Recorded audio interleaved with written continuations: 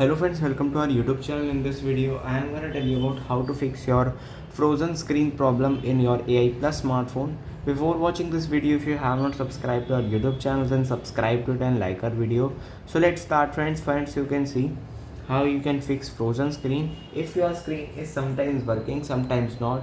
If it is not working, you have to definitely go to the center service center, and if it is sometimes working sometimes not, you have to go to the settings, then click on applications, click on see all 54 apps, click on show system apps, and you have to write here Android, and after clicking on it, here you will see Android system.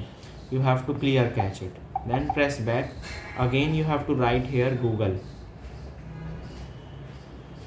and here it is Google Play services. Click on storage and cache, click on clear cache, and this will fix your frozen screen problem. I hope you like this video. If you like this video, then subscribe to our YouTube channel for more helpful tips and tricks videos. See you next time.